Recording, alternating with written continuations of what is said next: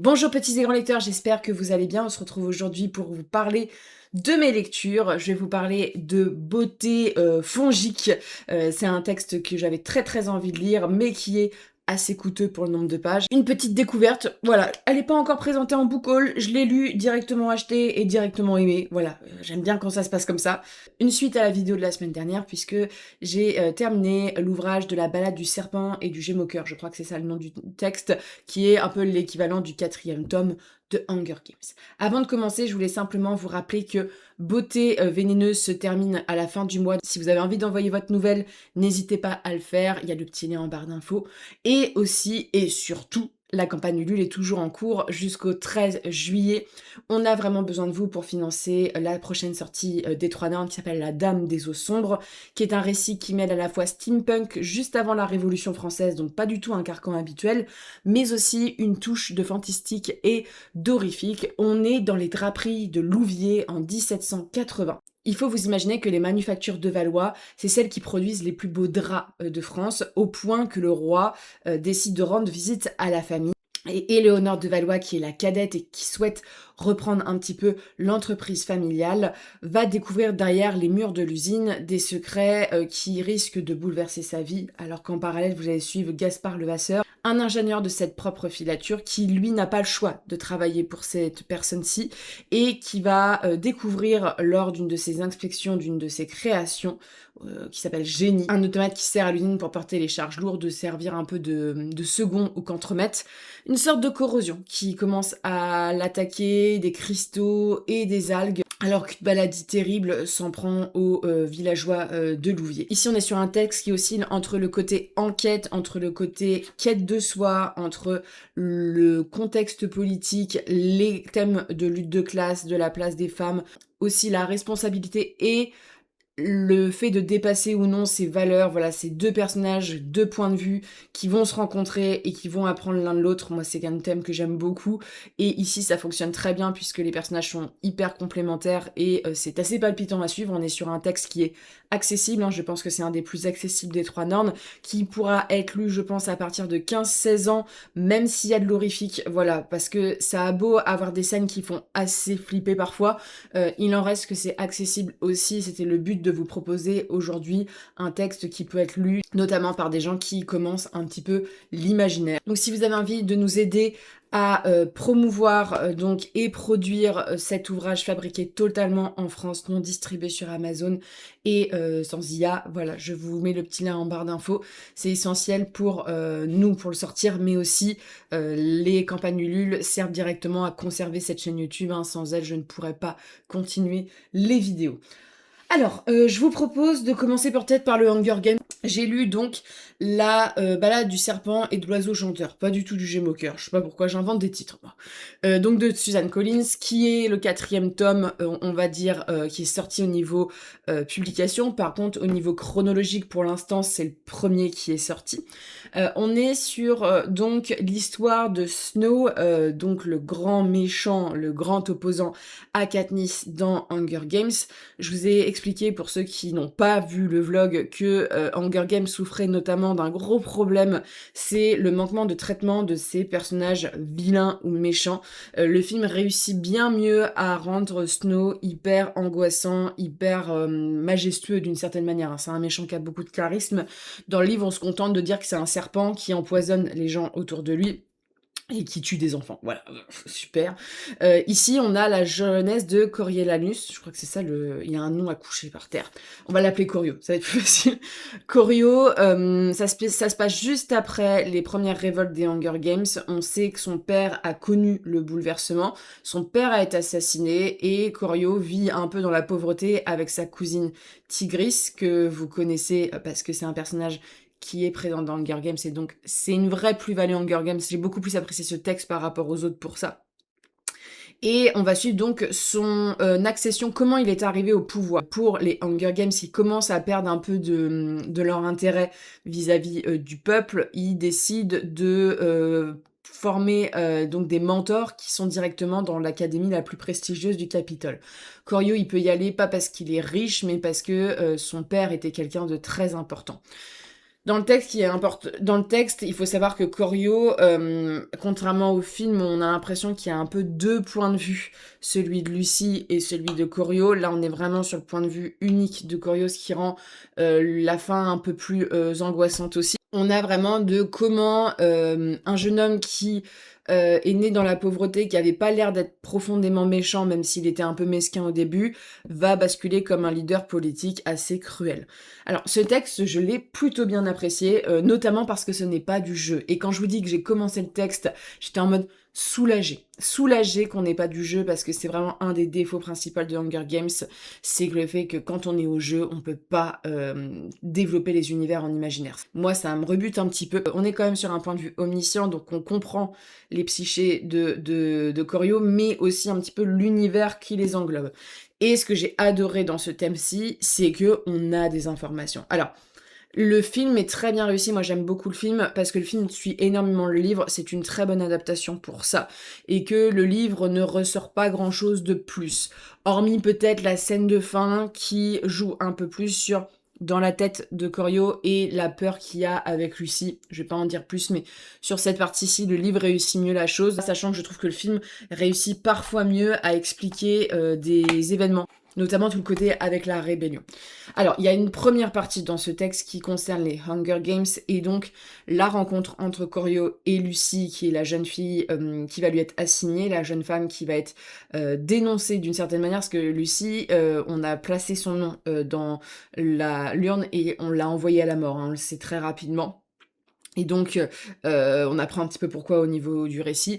Lucy, c'est pas n'importe qui. Lucy, c'est une jeune fille qui ne fait pas partie, on va dire, du district 12 à proprement parler. C'est des voyageurs qui se sont retrouvés coincés là à un moment. Alors, dans mon interprétation, si, Lucy rappelle beaucoup les peuples tziganes, voilà, notamment par le biais de la musique. Et ce qui est intéressant, c'est qu'on peut faire un parallèle aussi avec les persécutions que ces peuples ont vécues. Donc, le texte va donc emprunter un petit peu à nos réalités, hein, comme d'habitude, pour les réinterpréter.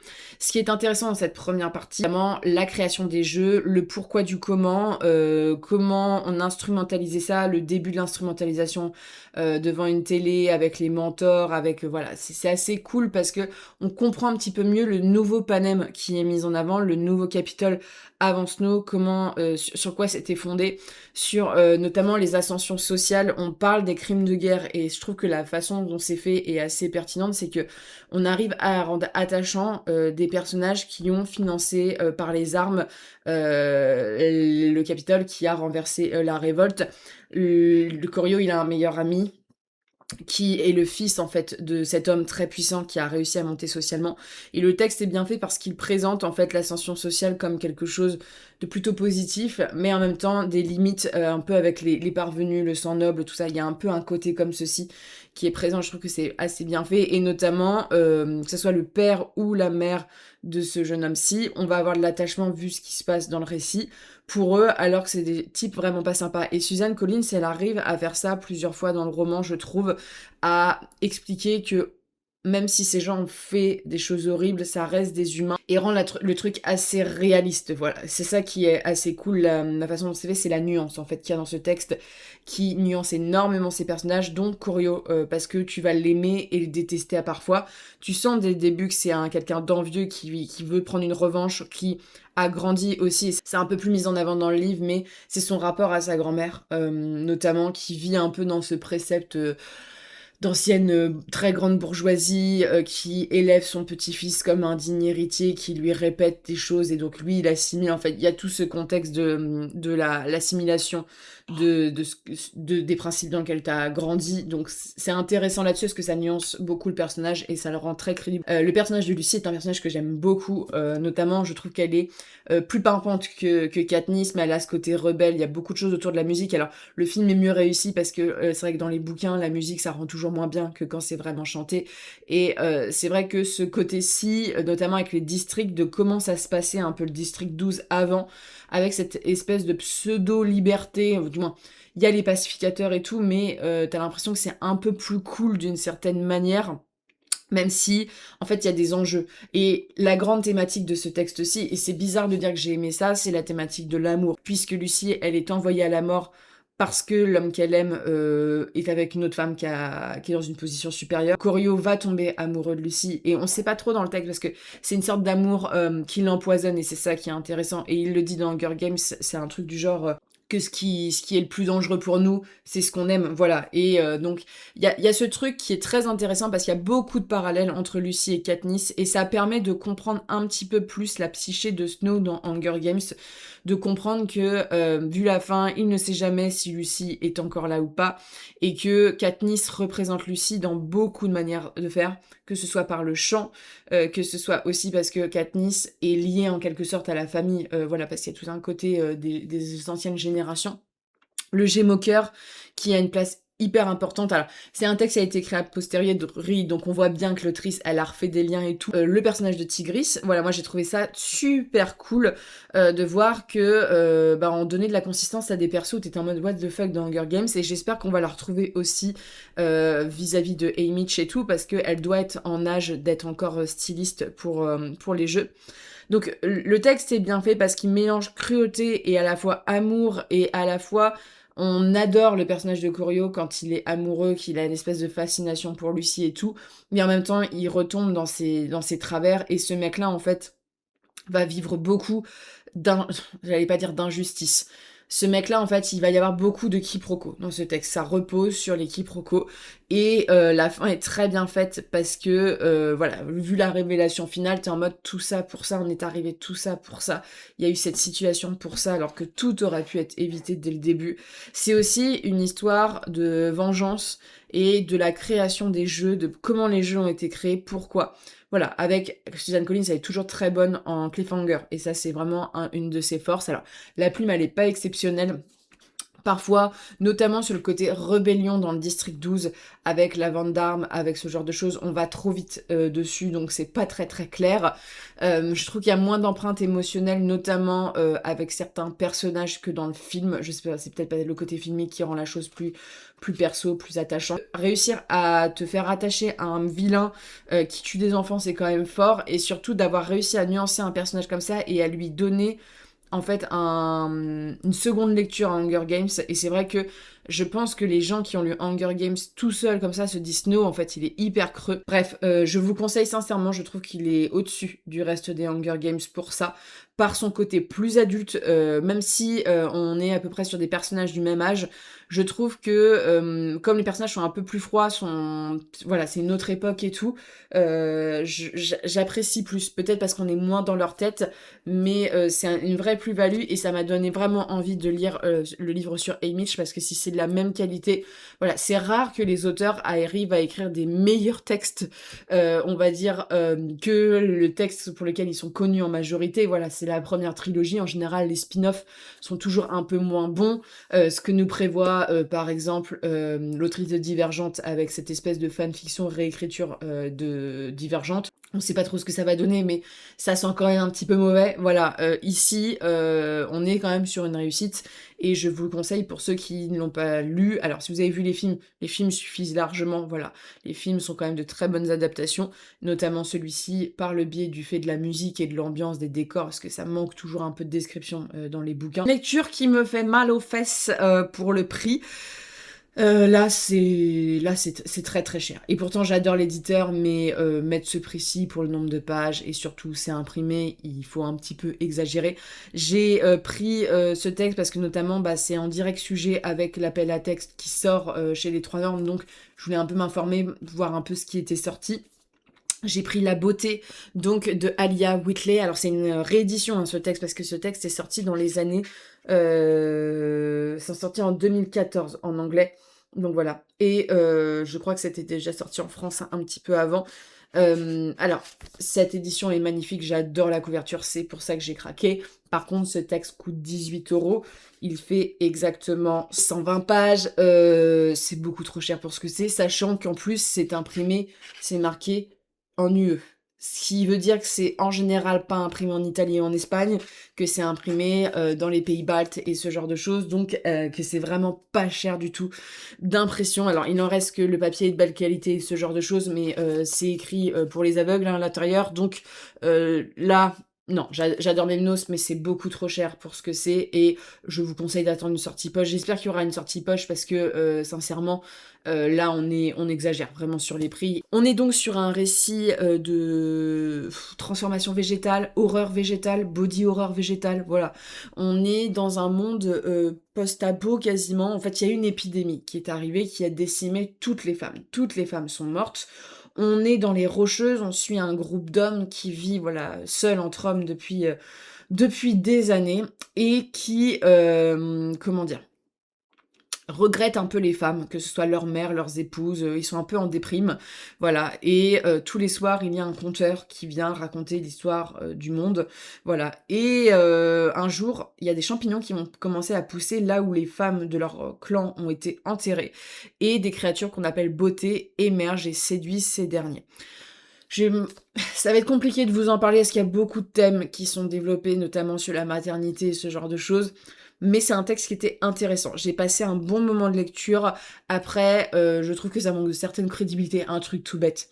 Bon après c'est ma pensée des choses, hein, mais on parle de du fait qu'il manque aux femmes et ce genre de choses. C'est un groupe d'hommes, il y a aucune personne, il y a aucune homosexualité qui est développée, alors qu'on sait très bien que les humains, en cas de solitude, c'est quelque chose de très cohérent qui pourrait se passer.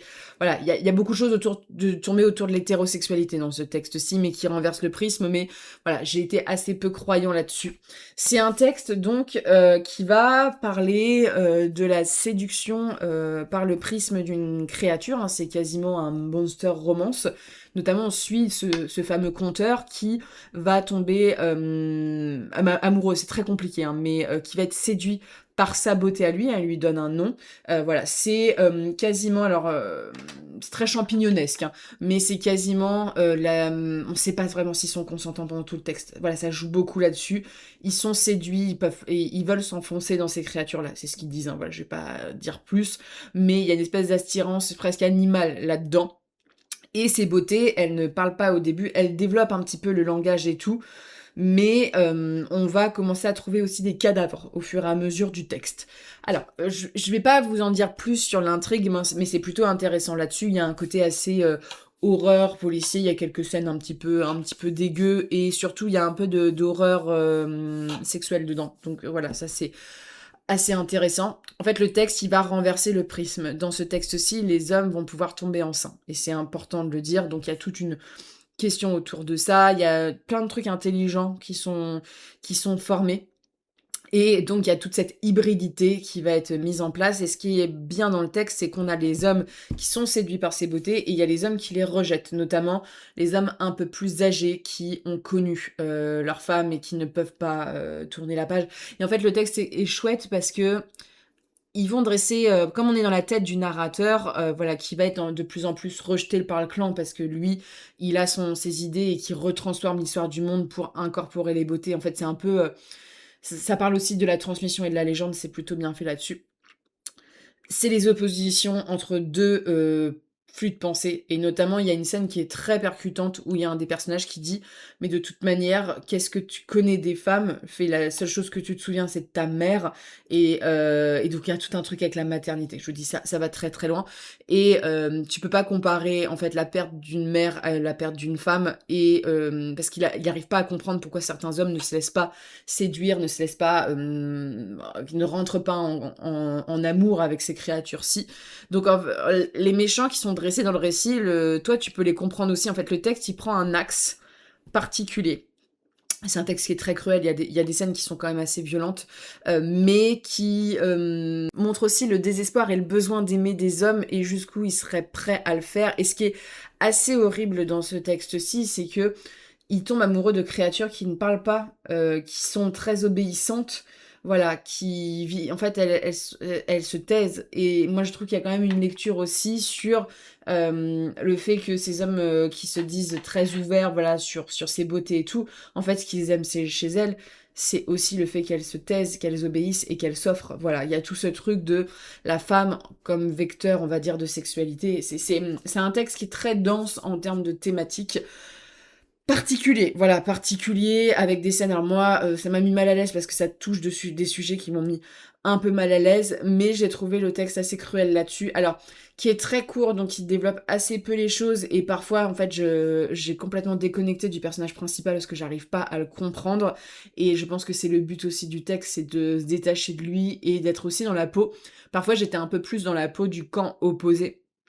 Pas du tout, alors parce que ils essayent de te servir le truc c'est quasiment du racisme si tu veux pas être avec eux et tout. Mais là, on parle quand même de créatures différentes, de créatures qui, on ne sait pas s'ils nous veulent du mal ou non, et qui ont beau avoir des aspects humains. En fait, on apprend au fur et à mesure que vis-à-vis des femmes qu'elles ont connues, il y a des choses quand même très glauques qui se passent. Il y a ce côté très poétique dans le texte, parce qu'il y a des très belles tournures de phrases, mais aussi très viscéral, très corporel, très animal qui est mis en avant où pour le coup les hommes vont être renversés dans le paradigme, mais les hommes vont quasiment se transformer dans ce qu'on attendait d'eux en tant que femmes. En fait, les genres vont être vachement renversés. Et à la fin, le texte s'est expliqué que c'est sorti à une époque où les débats sur les personnes trans n'étaient pas aussi ouvert, et que ce texte en fait il rentre un peu là-dessus. Il y a quand même toute une réflexion là-dessus qui est bien faite, et notamment sur comment les hommes vont porter la vie, ce que ça va changer pour eux. Et vous verrez dans le couple, en fait, il y a beaucoup de paradigmes sociaux qui sont renversés. Et qu'est-ce qui fait de nous un homme, qu'est-ce qui fait de nous une femme? C'est un vrai body horror pour ça, alors qui est pas dégueu en termes de sang, en termes de trucs, même s'il y a des scènes assez horribles. C'est plus dans le mal à l'aise que ça va vous tenir. Donc voilà, moi j'ai passé un bon moment de lecture. Par contre, jamais je ne remettrai 18 € pour 106 pages. Hein, voilà, c'est vraiment très très exagéré. Alors je sais que c'est des textes qui peuvent permettre de financer d'autres textes et ce genre de choses, mais là on dépasse des seuils en fait un moment. Et moi, la première, je peux plus comprendre certains prix. Voilà, je peux plus comprendre certains prix. Si on avait le double de pages pour une vingtaine d'euros, j'aurais compris, tu vois.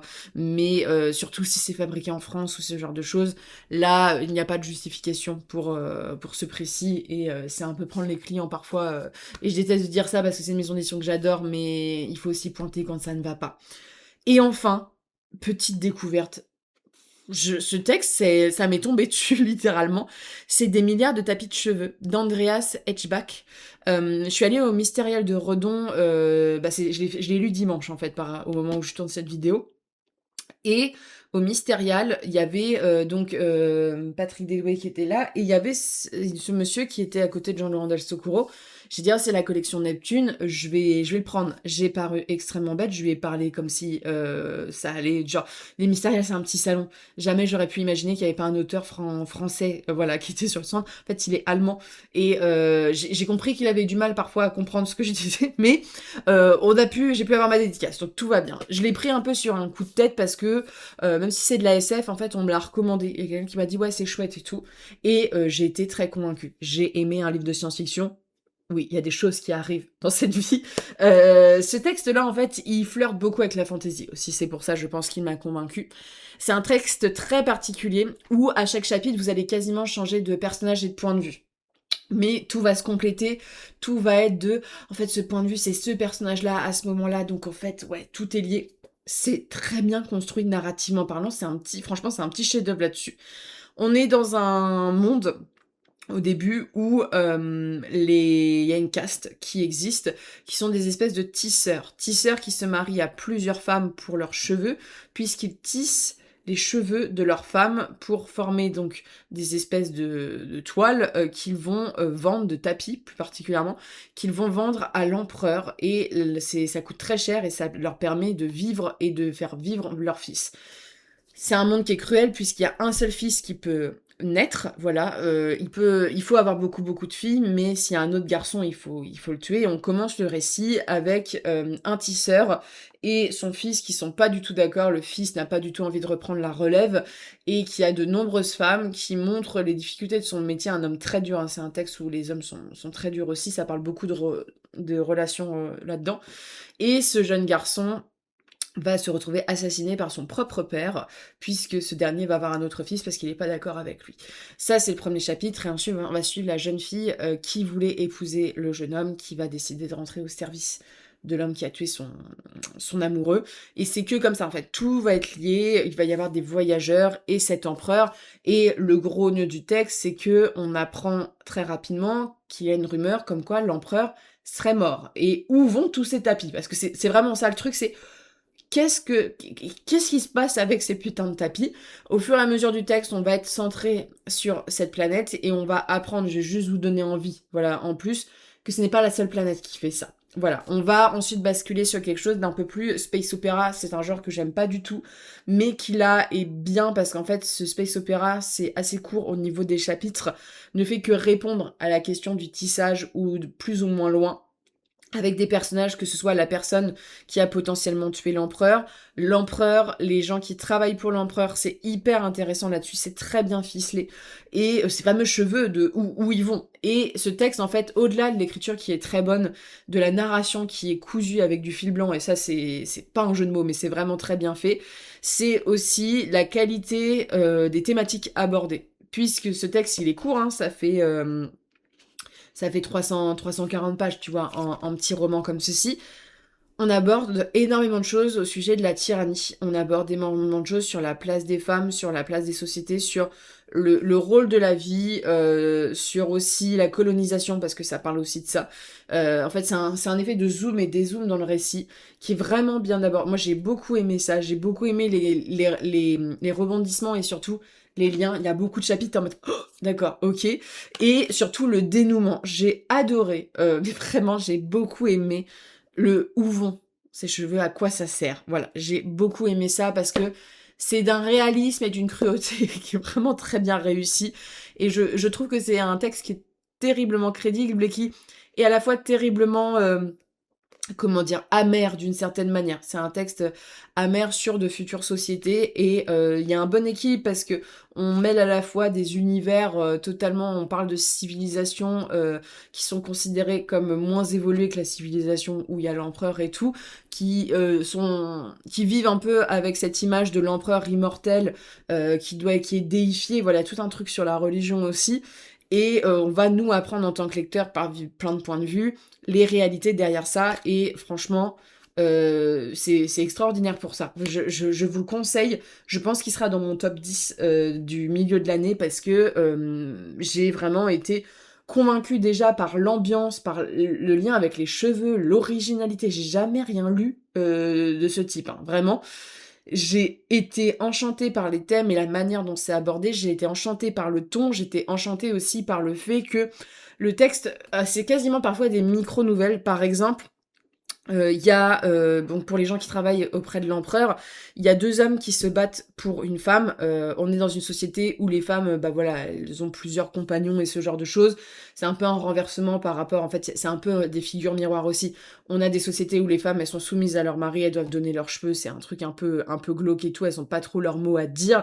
Et en même temps, dans ces sociétés plus évoluées, elles sont libres, mais le problème de la possession, il reste toujours présent, en fait. Ce qui se manifeste différemment.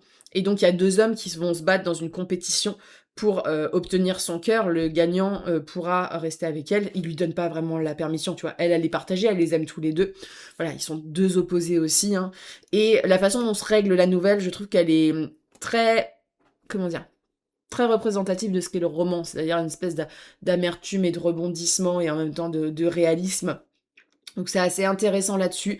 Il y a beaucoup de figures miroirs. C'est le genre de texte que tu pourrais très bien étudier à l'université parce que tu sens qu'il y a énormément de contenu à dire là-dessus. Voilà, c'est une petite pépite. Sincèrement, je le conseille pour les gens qui sont pas forcément amateurs de science-fiction.